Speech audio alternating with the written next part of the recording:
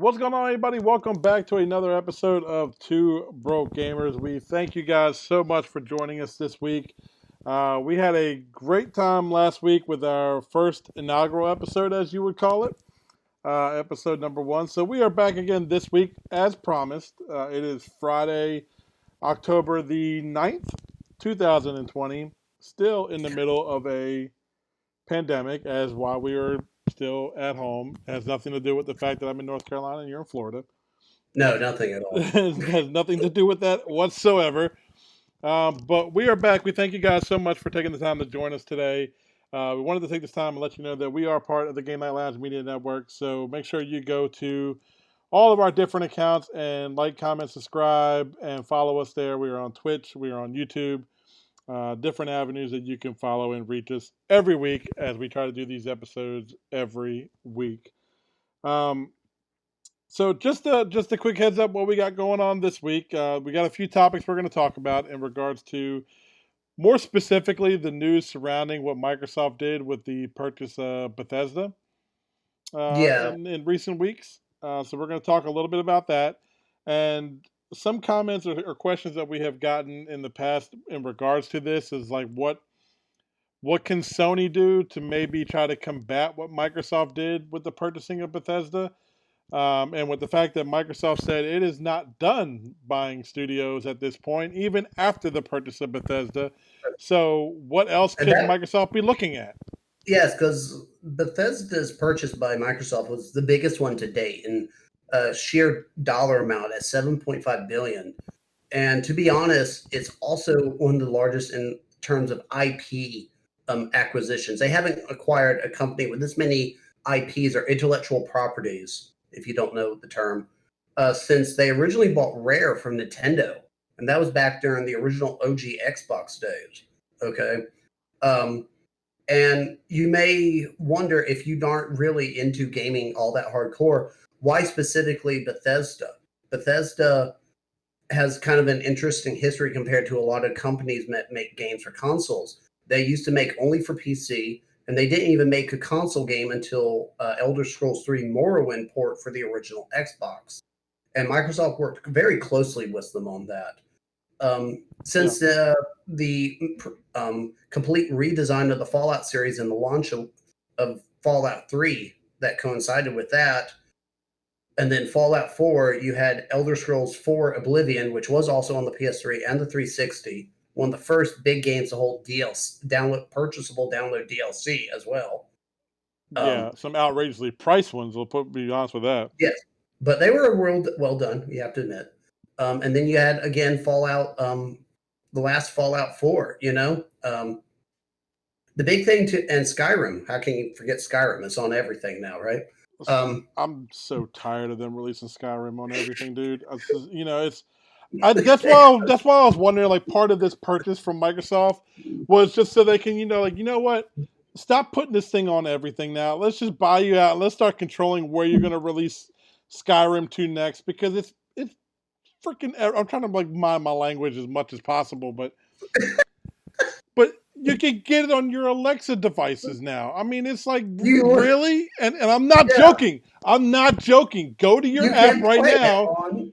download the app, pull it up, look it up, Elder Scrolls Skyrim, and I guarantee you'll find it. And you're gonna be like, no way. And does it work? Yes, it does. It's stupid, but it works. I'll be perfectly honest. I will admit, I'm not an Elder Scrolls fan. Actually, I prefer more Japanese style RPG games. I've never been a giant fan of the Elder Scrolls series, but even I have screwed around and played Skyrim on my Alexa for like 45 minutes while I was in the kitchen cooking. Um, It's horrible, dude. Like it's so mind numbing that it's just like, really, this is it. Like if you want like sort of like a D&D experience with yourself, there you go. You don't have to play with anybody else. Just play kind of like a D&D type of thing where you're kind of acting out your character. Where do you want them to go? You yeah, tell Alexa where you want them to go, and she'll walk them there. You know what I mean? It's oh my god, why? yeah. The other thing to mention is while those are the biggest known game IPs for Bethesda, Elder Scrolls and Fallout, there's also one of the grandfathers of first-person shooters, Doom. You got the Wolfenstein series. You got Prey. You got the Dishonored franchise. There's some more there, to be honest, but those are the bigger titles.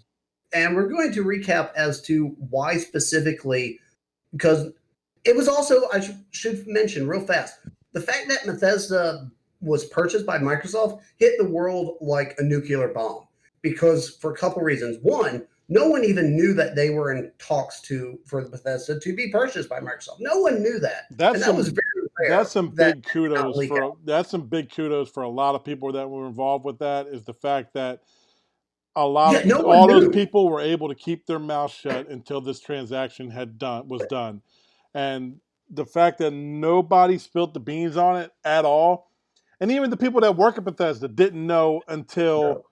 the actual news came out.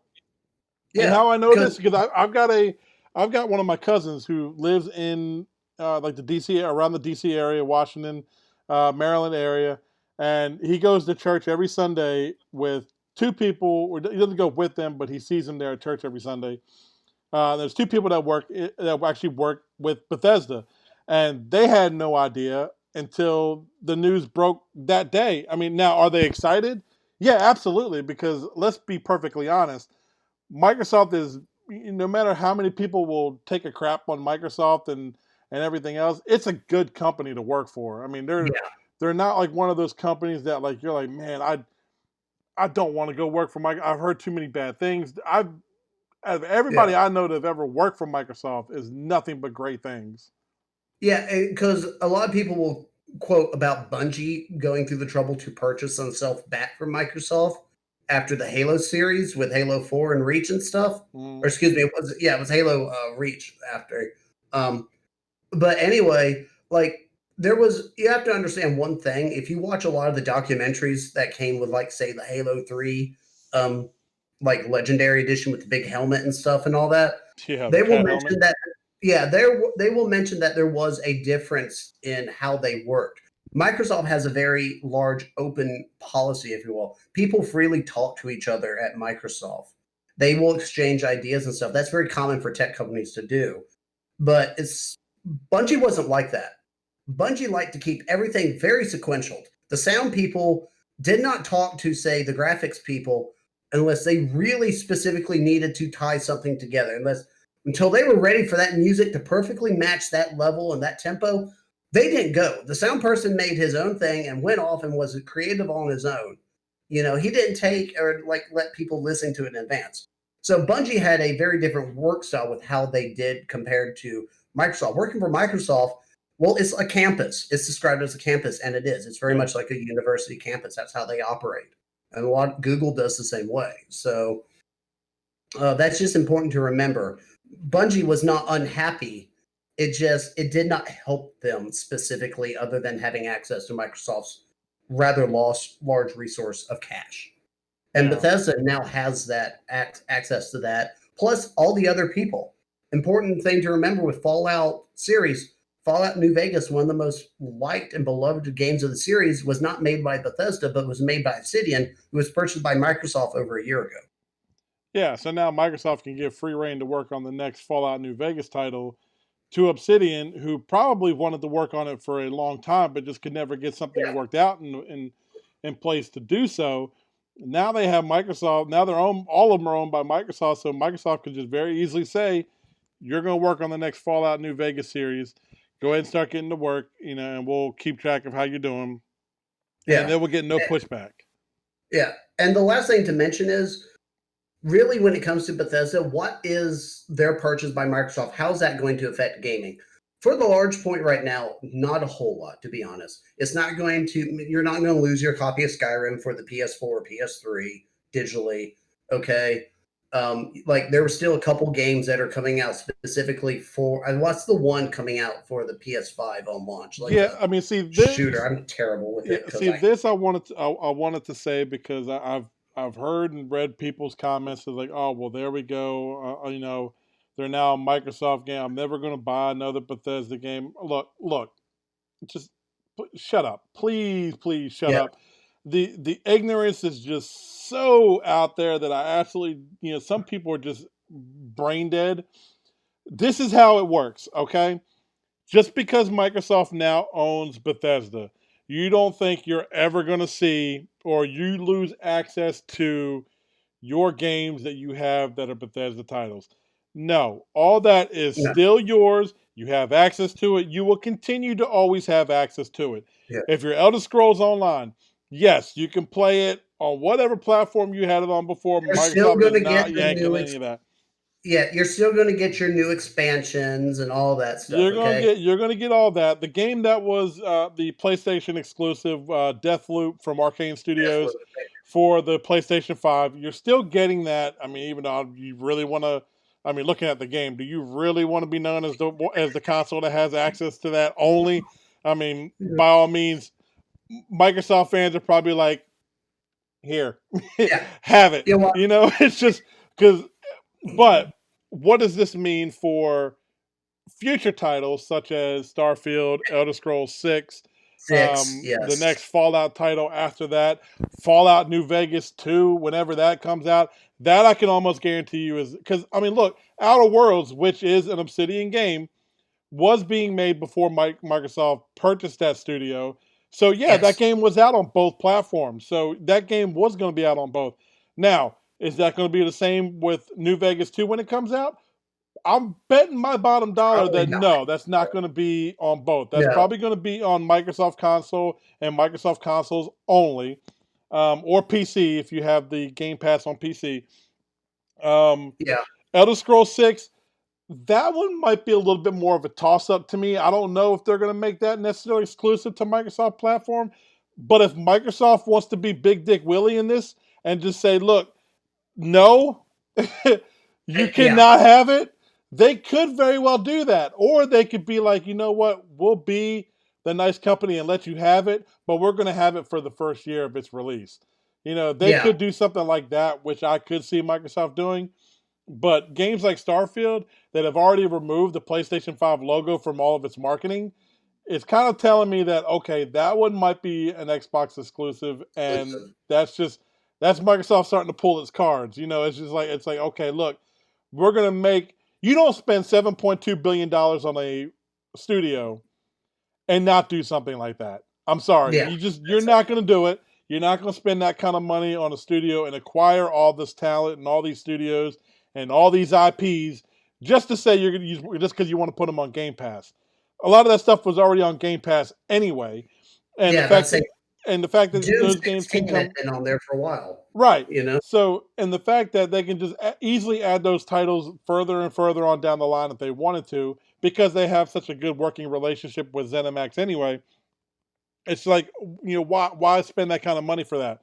They spent that kind of money because they wanted to give the middle finger to Sony, and I honestly I can't blame them because Sony's not the only one, and the Sony fans are the worst of them when it comes to where's the exclusive titles? You don't have no exclusive titles. Yeah, you're right. Look, we don't honestly. I say we like I'm a Microsoft dead fanboy or Yeah. whatnot, but honestly, I have both. I always play both. I just playing the PlayStation last night and this morning, but Microsoft, you're right. It does not have a whole lot of exclusives under its belt already, but the exclusive that it does have are hard hitters. They're not like weak bone titles. We know Gear 6 is going to be on the horizon at some point for the new Xbox. Halo Yeah. Infinite's already been shown and announced as being retweaked. Fable's already been announced for the console. Now we can almost say that Starfield's going to be a part of that conversation. Elder Scrolls 6 is going to be looming for years to come as to whether that's going to be an Xbox exclusive or not. And then there's Sony, who does have it. Look, I'll be perfectly honest. Sony does have a number of hard hitting exclusives, and they have That's studios right. to back them up. And that's what I think what Microsoft wants to do is not only have the exclusive titles, but they want the studios to back up the future. The future essentially for the console. They want to say, we have X amount of studios, X amount of talent. The talent that brought you Skyrim we have as an independent studio with us now that can work on games exclusively for Xbox. And that's enough to turn a lot of hardcore RPG people Yeah. into an Xbox buyer at least some And point in the future. and that's the important part to remember. The fanboys for their systems, the people that will only buy Xbox or only buy PlayStation, if it's not due to financial reasons, it's largely, which is usually leads down that road, I will say, okay, from a marketing standpoint. But usually speaking, the fanboys for the systems are actually the minimal. Most people will only own one console because why bother when 80% of the games or more are available for both? Right. You know, if you look at even on, say, Nintendo, for example, for something older like the Super Nintendo, outside of if you remove third party games, okay, there's literally less than 20 titles that are essentially exclusive to it that aren't on the Genesis for the most part. If you throw in third party exclusives, it jumps up to, I think, maybe it's under 60. I think I want to say it's like 57. And out of several hundred titles, I think it's 480 titles for the Super Nintendo in the North America region. That's really not that many games. It No. really isn't. So, like, and while those can be some of the most memorable games, okay, for their period, such as God of War for the PS4 or The Last of Us remastered and Last of Us 2 are great examples, they aren't always quite the system sellers that you would want them to be. Okay. Right. I don't think But Last of Us 2 is a system seller. I don't think it ever was classified as kind of like a system seller. It came late in the generation anyway, so I yeah, mean, you can't exactly. really constitute it as a system seller. God of War, maybe a system seller, God of but War, I would say yes, because I'd say if there's someone who didn't buy a PS4 but still had their PS3, they wanted to play, they're a big God of War fan, they would have bought a PS4 just for God of War. I right. think that's justifiable. And we know from our side in retail, okay, with a very crappy company that we will not mention by name, Mm-mm. um, that anyway, people came into the store to buy a console specifically for games like Elder Scrolls. They came in to buy a console just for Skyrim. They came in to buy a console just for Fallout 4. Yeah, look how many They, freaking copies of Skyrim sold across like multiple generations of units well, of I'm just equipment. going to limit it to the current generation, the PS4 and the Xbox One. There were so many people who came in and bought a PlayStation 4 simply for the fact that it had Skyrim now because they aren't hardcore gamers. They don't care about competitive shooters or whatever. They were literally just excited to play an updated version of the game. Okay. And they may have been people who didn't have the DLC on the PS3 for a number of reasons, maybe because either they just don't purchase downloadable content or because they, again, bad internet. They don't can't get internet to like really download it in a reasonable time frame. So they aren't going to bother, you know? So with the recent acquisition from Microsoft of Bethesda, we kind of have a clear picture on now the route that Microsoft is going to be going, or at least in regards to what developers they have in their back pocket. Now, Yeah. if we They're look at rocking 19, 18 or 19 studios right now. right, so if we wanted to look even further into the future, because like I said, Microsoft has already said they're not done buying, so their wallets are still open. Sony said the same thing too, Right, but we have to show one thing here that when it comes to while Sony may be the leader in system sales and has been for comparing system to system, if you will, Sony does not have the sheer cash available to them that Microsoft does. right, and I think this is where it's going to become a battle of The okay, battle of dollars. how much money do you have as opposed to me? I guarantee you, Microsoft's going to win every time. So the fact that they said they're not done buying studios after spending $7.2 billion on a bunch of them, it's like okay, how much cash do you really have to Yeah. go out and purchase another one? So what can Sony do, or who can Sony look at possibly acquiring? Even Microsoft, for that matter, how much who can Microsoft acquire to Yeah. further entrench themselves as the go-to house? Yes. We kind of took a look at some of the different developers out there, and we came across a quick set of criterias. They must have some valued IPs, okay, and they also must have had something bad financially, like poor game sales or poor marketing issues that would make them want to consider, being bought out essentially by one of these companies. Okay. And we took a look at some, what we believe would be some good candidates. Okay. Okay.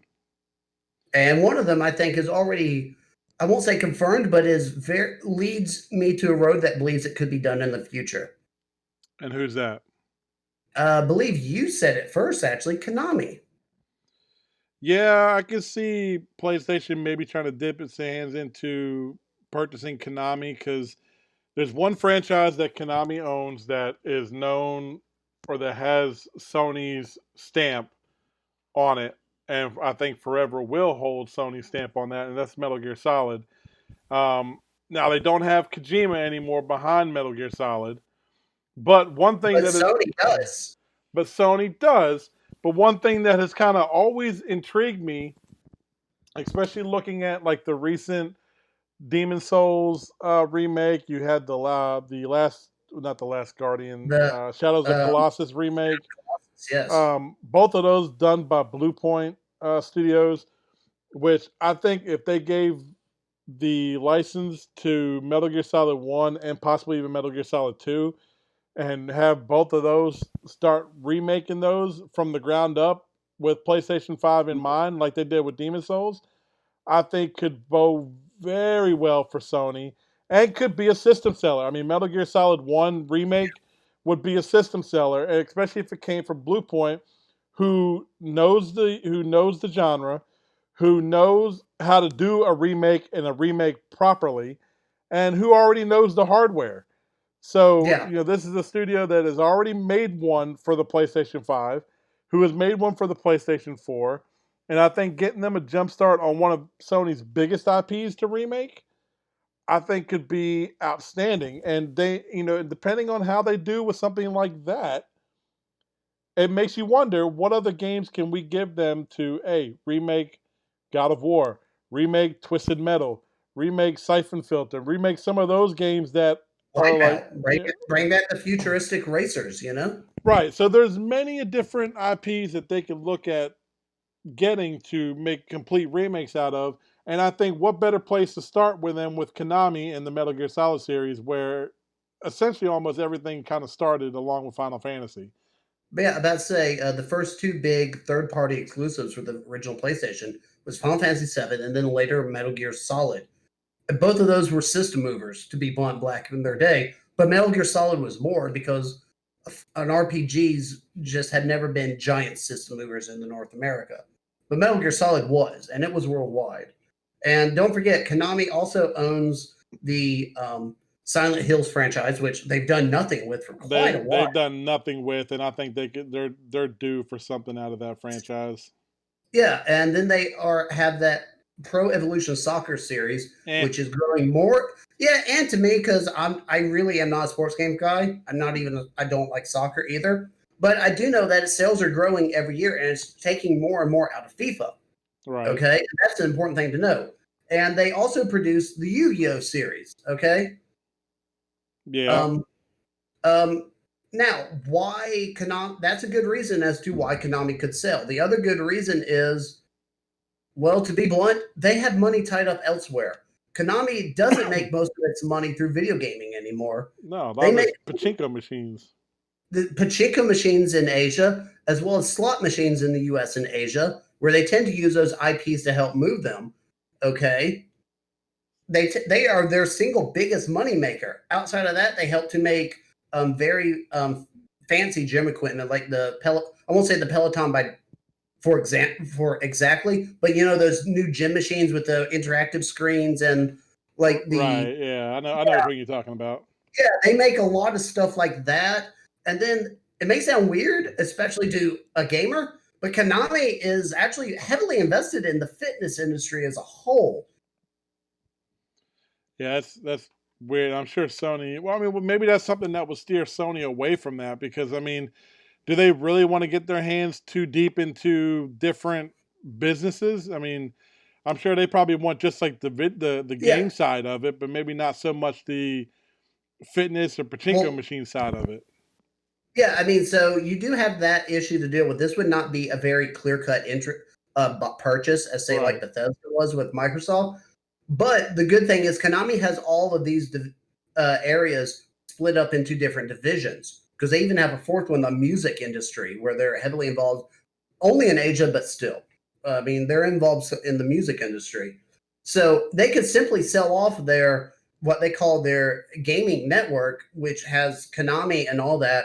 And I'm sure they could also cut a deal to not just continue using those IPs to push pachinko machines and slot machines, but that might even give them access to Sony's IPs in as a deal. So now you got God of War pachinko machines or Infamous pachinko machines or you know, Demon Souls slot machines at Vegas. I'd play that for like 2 days. It's I super can see hard.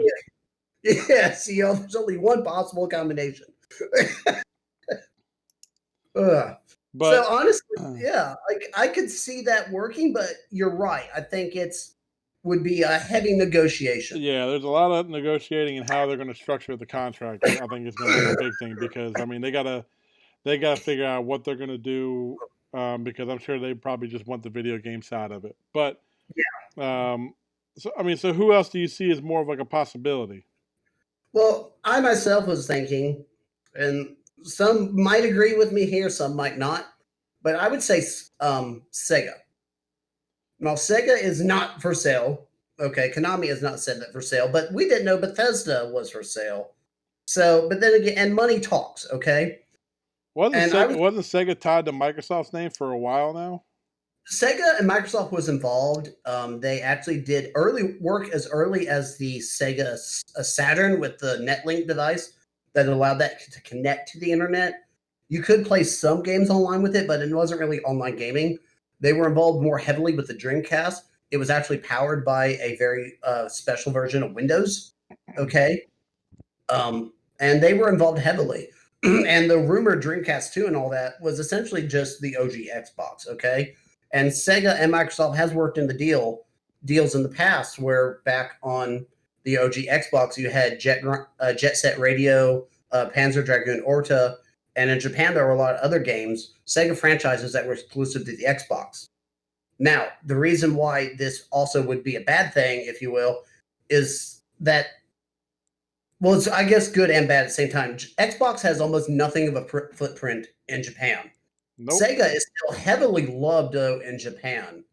And there was even rumors going around a few months ago that the Xbox might be Series X could be launched in Japan under a Sega name in order to help it sell. Because it was weird that Microsoft was so heavily involved in Tokyo Game Show when they were never really even there, you know? That's the So market they want to hit.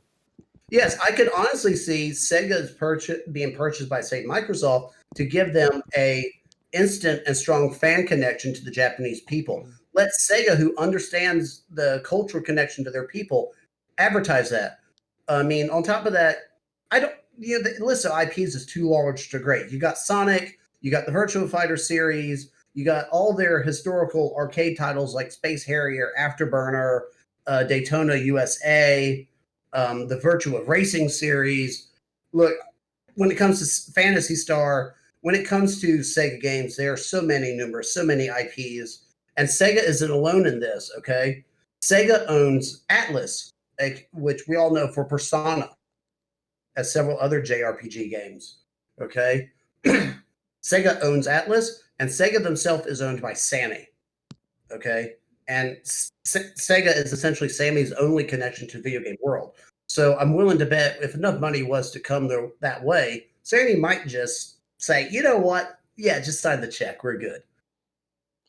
Yeah, that'd be that'd be a heavy play if they went after Sonic. But if they want to tap into the Japanese or the Asian market, that may be one of the best routes to go, as opposed to some of these other companies that we have listed down here, um, like like a Ubisoft. But I don't see Yeah. either one of those two companies purchasing Ubisoft at any point. One, they're not going to spend the money I think that Ubisoft would ask for it.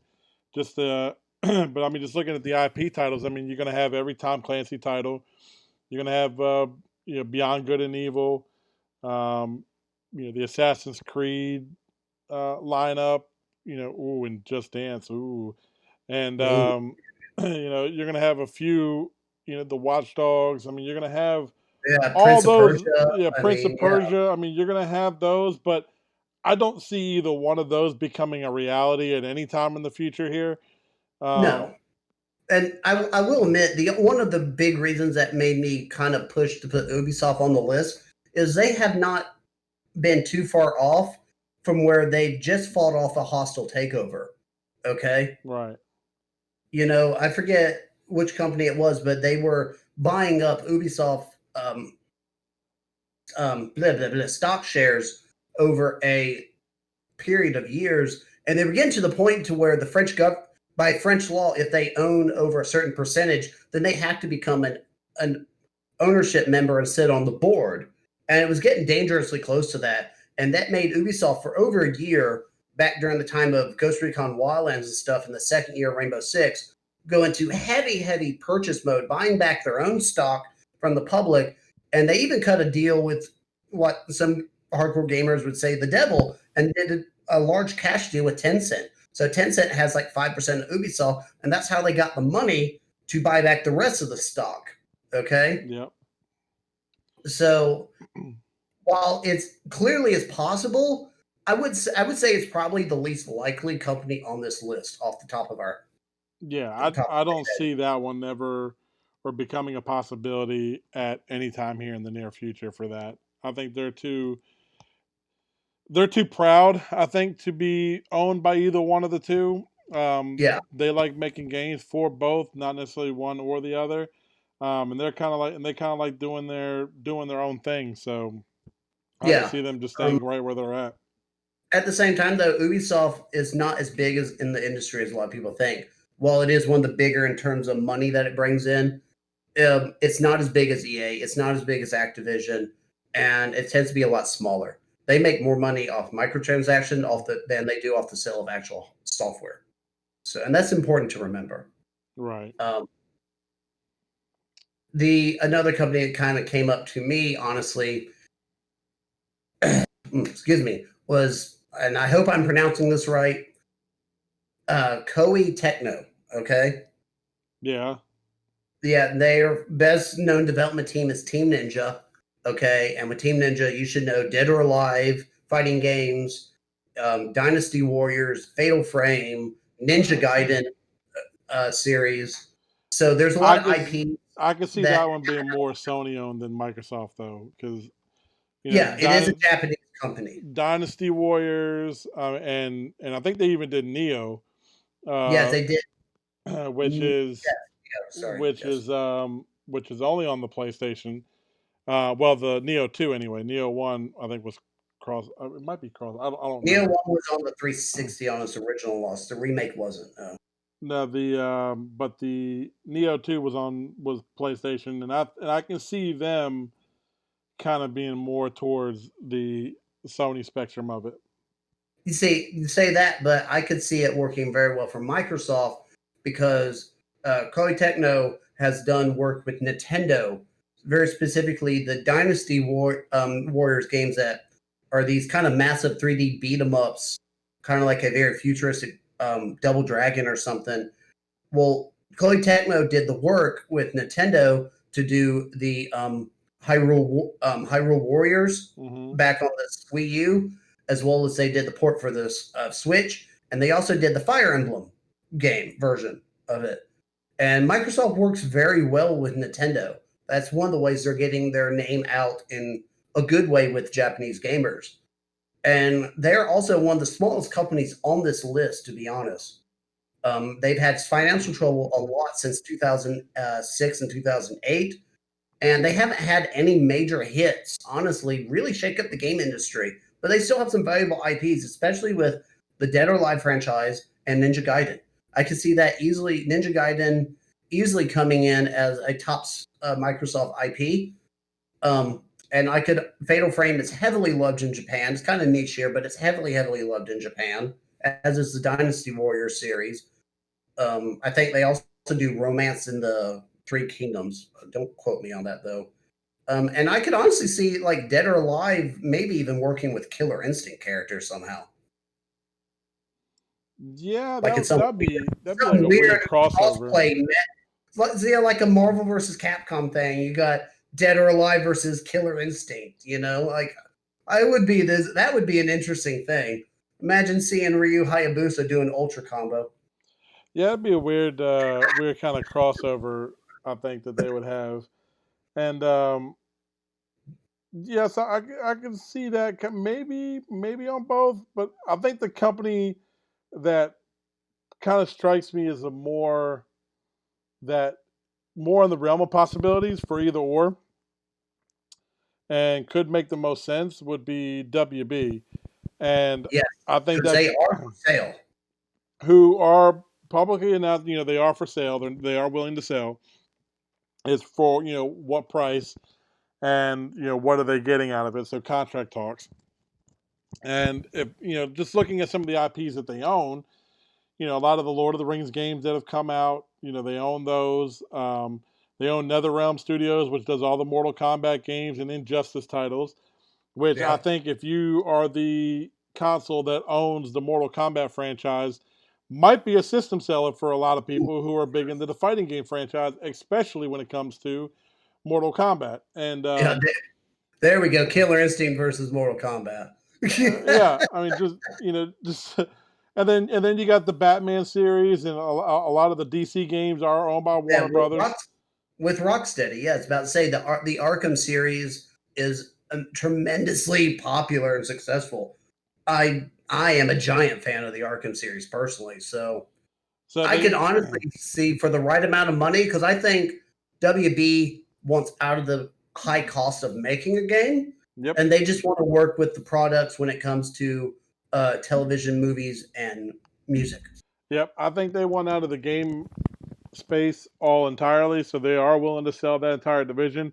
I think the play with Microsoft might work out beneficial for them, and if Microsoft does pull the trigger on it, could very well mean a complete shift in exclusive IPs that people say that Microsoft lacks at the current moment. Yeah. Oh, yeah. Because quick note, something that came out early this morning. There's more content coming out for Mortal Kombat 11. New character Yeah, Rambo. fucking I love Rambo, dude. I was like, Rambo of Rambo's all people. Like, you have the Rambo. awesome reveal of Melina, then you show the awesome reveal with Rain, and I was like, oh yeah, Melina finally coming to Mortal Kombat 11, and then out of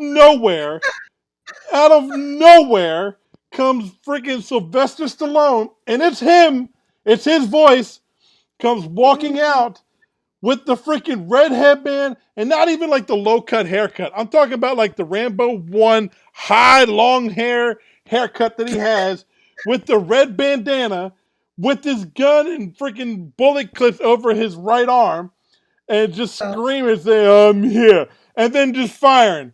I'm like, really? Rambo? Well, That's the character you brought?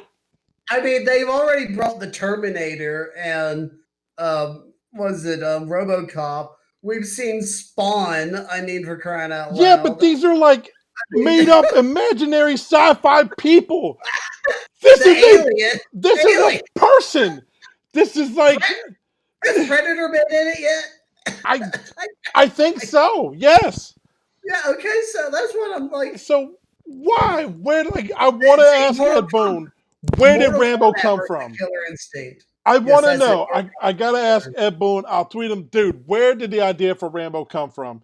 Just I gotta know why. Who's next? I mean, Cobra Kai, is that the next one, part of the DLC pack number 3?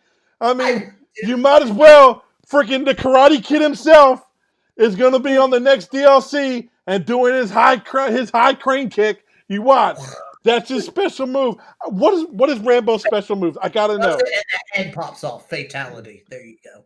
What special moves can you give Rambo? I've got to know. I, you know what? I don't know, but I was also thinking because we talked about, Sony buying Konami and using Konami then using Sony IPs on pachinko machines and slot machines.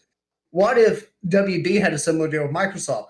So they get they sell the gaming aspect, but now WB starts doing a Halo TV series or Gears of War movie trilogy. Dude, I honestly, if Microsoft own or comes into purchase at any time Mortal Kombat series or NetherRealm Studios, you're gonna see crossovers out the ass. It's gonna be Yes, yes.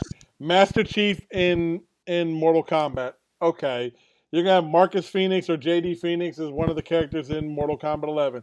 Mm-hmm. Okay. And then you're gonna start seeing some really, really off the wall stupid ones. Like the Battletoads guys are gonna be like the Ninja Turtles, um, Yeah. part of the characters coming into the Mortal Kombat or Injustice series. And you're gonna have, oh my god, like It would be insane, but it would be awesome. It would the be Fable awesome. character is gonna be in there. I mean, Oh just yeah, the that, Fable that hero that's gonna or be the like, villain. yeah, that's gonna be almost as bad as like when they put the Wii Fit trainer inside of Smash Bros. Smash, yeah. But no, WB would be a good one, and I would say it's the most likely. I just think the only reason it hasn't been for sale for a couple of years, the only reason it hasn't happened is because clearly WB is looking to get a set dollar and a set of circumstances out of the purchase. Yep, and I don't think they're gonna get that dollar amount. I think it will depend on, like I said, optional deals. What if WB starts doing Halo, Microsoft IP related TV shows, whether it be animated movies, live action movies, or TV shows? You know, I mean, they start producing the soundtracks. WB is involved in music. They become the publisher for that stuff, you know, for the soundtracks and stuff. So again, I see lots of deals being able to work out there, honestly.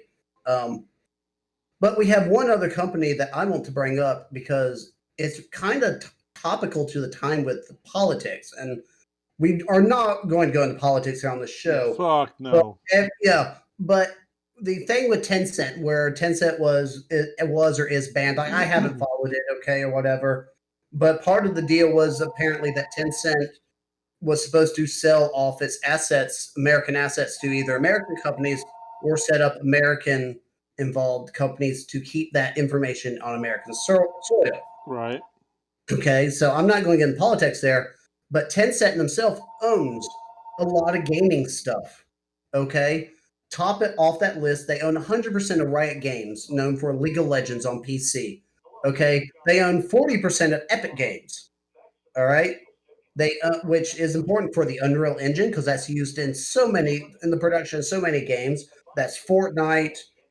My God, could you imagine Microsoft owning Fortnite? God no, I don't want to see that. You got the It's already Unreal bad Tournament. enough that Epic owns it. Yeah, I know. You got the Unreal Tournament series and a few other deals.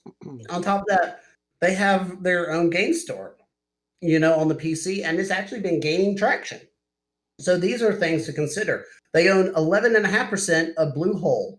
And if you don't know Bluehole, that's the makers of PUBG, okay? What used to be PUBG Corporation is now Bluehole. They changed their name like a year ago.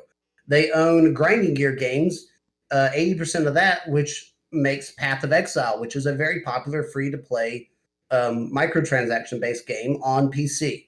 Okay. Outside of that, they have unknown stakes in Discord, Supercell, mobile game Clash Clans. Like I said before, 5% of Ubisoft. To that degree, they also own about 5% of Activision and an unknown stake in Platinum Games. And there's another like 14 or 16 companies that they own undisclosed amounts in. So if they were to say, Tencent was to say, hey, Microsoft, you know, we got to dump these companies, as you know, and you have a lot of money. So let's talk number here. I'm pretty sure they could come up with a term and get that done. Because Yeah, Tencent is not a game making company. They're just more of an investment company. They own a lot of stuff yeah. I was besides about to games. say they're more of an investment company, so Yeah. to sell off their shares, I think is what it would come Yeah. down If to, it's not, which wouldn't give Microsoft any kind of control or Sony any kind of control over the individual IPs. no, it wouldn't, but with the exception of Riot Games, and the only one that, because it's such a high percentage, would be Grinding Gear Games. And I'm sure Microsoft could work out a deal with them or whoever for the last 20%. Right. But all that aside, like we said, Tencent is just more of an investment company. So if it's not worth the legal trouble, the financial trouble, and stuff to meet the requirements to essentially stay in business with those companies here in America, they're not going to do it. They're just going to Yeah, take the quicker, cheaper way out. yep, they're not gonna go for it. But there is one other company that kind of just popped into my mind as we were talking through some of them, and I think could be probably a really interesting deal for Sony. It may not be like a groundbreaking deal like Bethesda was with Microsoft, but one that could work work more in PlayStation's favor than it would Microsoft, and that's if they bought From Software, who is an independent company who does Yeah, seek publishing from various resources and divisions. You know, they got publishing for Sekiro through Activision. They got publishing through Sony for Bloodborne and Demon Souls. Demon Souls. Yeah, They got it from Namco Bandai for Dark Souls Dark Souls. franchise. Yes. So I think it makes more sense for Sony to own them than it does for Microsoft. But I think if Sony was to pull the trigger and say, "Look, we're going to acquire From Software," they're working on their newest title, Elden Ring, right now as we speak. Yep. Which I think there are some leaks starting to come out about Elden Ring right now in regards to story and lore, which is kind of interesting. So I'm kind of looking forward to see what more they have to say about Elden Ring. But I think if Sony was to maybe pull the trigger on Elden Ring, which may be feasible because they're not a huge studio. I mean, No, they're not. Dark Souls obviously is huge. They already have a working relationship because of Bloodborne, Demon Souls, and the Armor Core series. So, Yeah, I mean, they have a pretty good relationship with Sony as it is right now. They kind of had the relationship with Sony that Insomniac had at one point before they pulled the trigger and bought Insomniac. yeah. And You could even say it was with Bethesda with early Microsoft. To be honest, with the early Xbox. right, because they had a working Yeah. relationship with Microsoft from the early days with their, with the original Xbox, much like So Insomniac has had a working relationship with Sony for many years until Sony finally ponied up the pull dough the and trigger. pulled the trigger Yeah. on buying Insomniac. So no, that's a good one. I mean, there were other companies that we thought about. I thought, what if Bungie was repurchased by Microsoft or Sony?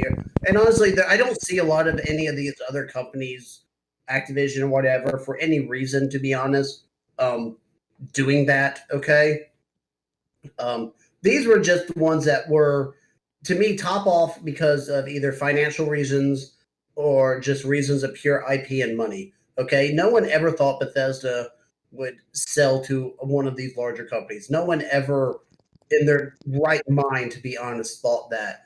But let's be honest, and I doubt if you were to ask them like 3 or 4 years ago, they'd probably had said never. Yep. We would never do that. But the heads of these companies have been working with them for decades. They're getting to the point probably to where they're tired of putting in 50, 60-hour days when it gets time to launch some of these games. And while they have probably decent money now or beforehand, they have good money now because Yep. not only have they got the money for the sale of the company, but they're going to get paid to work for Microsoft directly now, which includes benefits and lots of other reasons, and then probably when they want to, they can just leave. They can just retire. It'll be the biggest nut punch I think to hit news that if Sony said, "Okay, we're going to buy From Software," and then Microsoft turned around and said, "Okay, well, you know what? We're going to buy CD Projekt Red," and now they own Witcher and Cyberpunk. I mean, Oh yes, that's like the biggest middle finger you could possibly throw. yes. And CD Projekt Red already has a good working relationship with Microsoft, so Microsoft, yeah. So no, like that's just it. Microsoft, as like a lot of people can say for the last gen that Microsoft didn't have a lot of IPs, and you're right. Okay, but Sony had the same problem with the PlayStation 3, and that's because both companies did similar things. When they got into the console market, they didn't buy a lot of companies to make exclusive games. They instead just simply worked out cash deals to have these companies make games for them exclusively. Gears of War was originally made by Epic Studios, and when Gears of War decided to quit making Epic and they wanted to not be exclusive, they essentially sold the IP. And there probably was something of a purchase deal that originally worked in with the original Gears of War. Yeah, franchise. I'm just yeah. saying, but So instead of Microsoft buying Epic, both of these companies went down that. yeah. Yeah, So instead of both of these Microsoft buying companies went Epic, down that path. I mean, could you imagine like Microsoft's got to be kicking themselves right now? Like, man, we could have bought Epic, we could have owned Fortnite right now, and I'm sure they're thinking that to themselves now. But instead of buying Epic at the time, they just decided to just buy Gears of War. Gears of Yes, War, the IP, and had they bought Epic, they would have owned everything, including the Unreal Engine, which a lot of things are being made off of right now. it's easy. You can easily and safely say that 30% of any video game made during its time for a generation of consoles and PC is probably using the Epic engine. Yep. So yeah, it's a safe bet. Like Epic really, until recently with Fortnite, the last couple of years, made money not through their games but through the Unreal Engine. The Unreal Okay, Engine, yeah. yeah. So like it's that proficiently used. Okay, um, but yeah, I mean, aside from that, there's been just a lot of companies there that we thought, and for very good reasons. Now, again, we listed reasons why. But there's one other thing we have to touch on today, and that was new information over both this morning and the other day about the PlayStation 5. We talked about backwards compatibility with the Xbox Series X and S being a big pusher for casual people. Mm-hmm. You know, that you could just buy so many of these old games at off the shelf, pawn stores, garage sales, wherever, and they would work, you know? Yep. All your old games you already own for the system still working. Well, today on their in their support channel on their website for Sony and the PS5, they went into more detail with backwards compatibility. Over 4,000 PlayStation 4 titles will work with the PlayStation 5. They did specify PlayStation 4 title. And so if you look at the game on your PS on your PlayStation 4 dashboard or in the market and it says it's a PlayStation Network game, not a PlayStation 4 game, then it won't work. It has to be a PS4 game. And they actually listed the games that did not work. It was only about 12 of them, and none of them were anything that stuck to my mind. Like the only one that even came to mind was like a Ferb and Phineas game, which I can't imagine any serious gamer caring about, you know, I or don't see even most any. casual players. I don't see any serious gamer caring about this news to begin with. I mean, Yeah. is I mean, I'm not surprised by it. And the fact that this just now launching it, I think, is Sony going and trying to make something work where it that's all wasn't. it is. This is Yeah. not something that they said that we were going to plan on doing with the PlayStation 5. This was people complaining that there's no or lack of backwards compatibility with the system because Microsoft has almost full backwards compatibility, even including accessories. And the PlayStation 5 is Yeah. they're trying to throw something, they're throwing whatever they can in the pot right now before the system launches.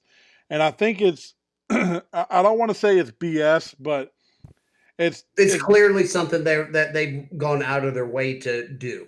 right. They're It, going out of the way to try to appease, I think, a small group of people that want backwards yes. compatibility with the system. Like, look, if you're buying a PlayStation 5, you're buying the PlayStation 5 for the PlayStation 5. PlayStation 5 games. Yeah. You're not buying it for the access or the ability to play to play a PlayStation 4 game. No, If you're that's a convenience. Yes, right, that's just convenience. that's not what you're buying it for. Not to mention, I guarantee you, most of the people that are buying the PlayStation 5 on launch day have a PlayStation 4 already. So Yeah. why are you really complaining about backwards compatibility in your system? And this goes from Microsoft too. And don't get me wrong, I'm not hating on either one of these companies for including it. It's hey, No, it's a feature. It's a feature it's, that helps out it's probably a it, great deal of people. But yeah, if it's a very pro consumer feature, to be honest. right, and if you're a hardcore gamer, this news means absolutely nothing to you. Nothing. It Yeah. does absolutely nothing for you. You probably could care less. The only thing it is a convenience for you because you already have the other ones. If you Yeah. don't, then you're not. I won't say you're considered hardcore then at that point. Um, but you have one or the other already in your house somewhere. If not, I'm sure by the time the PlayStation 5 launches, you can find a PlayStation 4 relatively cheap. And Yeah. even if you wanted to get one pre-owned, you could probably find one pretty cheap, and don't even have to worry about it. You just plug it up and play. You don't have Yeah. to worry about, is this going to work on my PlayStation 5, or crap, I got this PlayStation 5 but I can only use a PlayStation 4 accessory because it's a PlayStation 4 game, and if I switch back to PlayStation 5 game, I got to switch back to my PlayStation 5 accessories. Yeah. It's a freaking headache. It makes Yes, no because sense. it was not as detailed or executed as well as Microsoft. Because we were touting on the last episode about how it's such a benefit to Microsoft. So we're not trying to sound hypocritical here. It is a benefit to Microsoft because they don't have that big list of IPs or launch titles like we were just talking about compared to Sony. Okay, so it's an advantage for a Microsoft player, someone who has an Xbox One, to go ahead and purchase a new system because they get to pick up literally where they left off, you know? Right, but if you're gonna do that, like, Microsoft at least made all the past controllers backwards compatible as well. Compatible, So yes. if you're gonna And this, do that, why do I yes, have to switch to a PlayStation 4 controller or other accessories to play the PlayStation 4 game? Why the hell can I not just play it with the equipment that comes in the box? It makes no sense to me at all, and just seems like a tacked on, lazy excuse, much like they did the first time around when Microsoft announced backwards compatibility on the original Xbox One. With backwards compatibility for 360 games, people lost their minds, and then Sony was like, "Oh shit, people really care about this," and try to back channel and it. they did PlayStation Now to Yeah, bring out and then certain they did a titles. Yeah. horrible job with that. They back with the PlayStation 3. It wasn't backwards compatible unless you got that 60 gigabyte unit that was like a first launch system For $600. for Yeah. $600. And then after that, it was non-existent. You couldn't find it no more because Yeah, nobody they didn't cared. make it for a full year. They made it for about half a year. Yeah, Um, because people but no, stopped that's caring. yeah, because that's an important thing to mention, though, is that with this detail, they did say that there were 3 or 4 games that physical discs would not work backwards compatibility. If you had a physical disc and you bought a discless PlayStation 5, there's no digital transfer system. You just have to repurchase your games. Most of your official PlayStation 4 accessories will work with the PS5, but they won't work for PS5 games. So if you only have one DualShock 5 controller and you have a DualShock 4 controller for a split screen game, well, guess what? You're just screwed. Okay. The PS4 controller was only going to be useful for PS4 games. Where the Xbox Series X, I can use my Xbox One controller for some side by side co op of, say, Battletoads or something, which is a great feature. That's one way that you can tell Microsoft put this in as a clear early in development. This was a focus of theirs, not an afterthought. Yep, this Okay. was this was already in the plans, already done, already part of the architecture, long before they even announced the system. And like, look, this is just an extra feature we're giving you as part of the system. Whereas Sony had made it clear early on that backwards compatibility is not a thing that they're focusing on Yes. until people started raising hell about it. And now they're like, well, now we got to kind of figure out how we're going to do this. Let's try to throw in whatever we can at the current moment to kind of Yes. make this a thing to kind of appease that small group of people. Yes, and if this makes you curious, or you just don't get backwards compatibility, why you would want to play old stuff on your new machine, which hasn't been a big deal in gaming previously. Like it was, I remember, like my local ABC News talking about it when the Nintendo was out, and the Super Nintendo. Parents were complaining why didn't the Super Nintendo play Nintendo? Well, there was technical reasons for that, but that's kind of the limitations are basically gone from gaming. And it wasn't really a concern by the time, say, people moving from the PlayStation 1 to the PlayStation 2. While it was a great feature with it did, it really wasn't that big of a deal. No one cared when the PS3 dropped backwards compatibility because no one really, after a year or two, generally speaking, wants to play an older game on a newer machine. At least from a marketing standpoint, that's how it's always been in gaming. But these consoles are now different. With the Xbox One and the PS4, these consoles are complete ecosystems, just like Android and iOS. So if you have like several $100s worth of apps and stuff that you've paid for on Apple, chances are when you are going to get a new phone, that's going to, and say money involved in iTunes and stuff, that's going to kind of insinuate you to go ahead and buy another Apple device. Because if you want to listen to that music, watch that movie, or play that game, or use that app that's costing you money, and you don't, obviously the purchase transfer doesn't transfer to, say, Android, you're probably not going to buy the Samsung phone. You're probably just going to go ahead and buy the iPhone 25 or whatever, because everything will carry over. And that's become an issue now with the consoles. The fact that your purchases from your PS4 and your Xbox One will carry over to your new machine is a big incentive, because people actually care about that now. People are more used to having a machine and an ecosystem now related to it. Yep.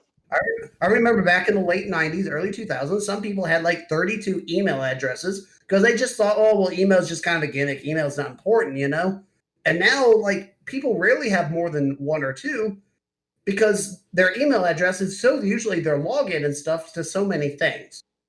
Yeah. All right. Well, that's I think that's a pretty good stopping point right there. We're just over an hour.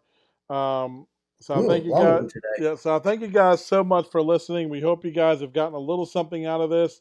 To kind of, if it was anything that kind of helped you save a little bit of money or thinking about it going into the future, that's what we're here for. That's what we do.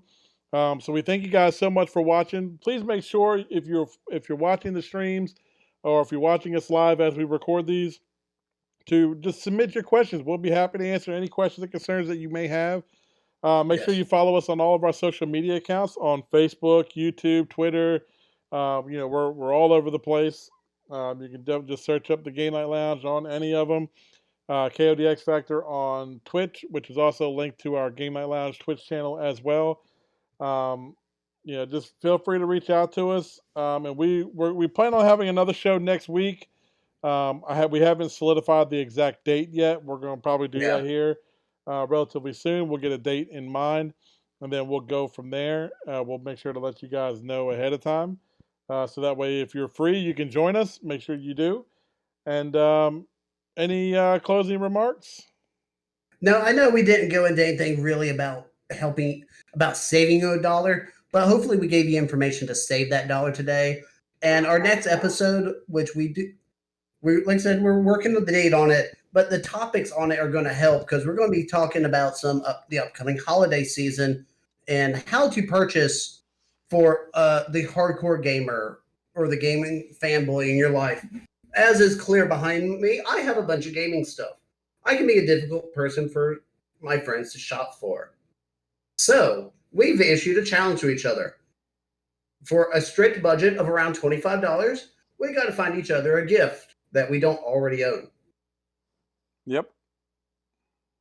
So, and with that process, we will explain why we went down that thought and how we got to the conclusion. And we hope that will help you find the gamer in your life a good gift. Yep, because the holidays are fast approaching, and we know that people are going to be getting ready to start their shopping seasons a little bit early, maybe this year because of the pandemic. So everybody wants to try to get at least a little bit of an early start, so that way they're not pulling out all their money at one time. Just kind of spread it over the course of a couple months. So that's what our plan is. So until next week, everybody, I am KODX Factor, and this is Blue Diamond Ben. And until next week, we will see you guys on that episode. Thank you guys so much for watching. Have a great day. Peace.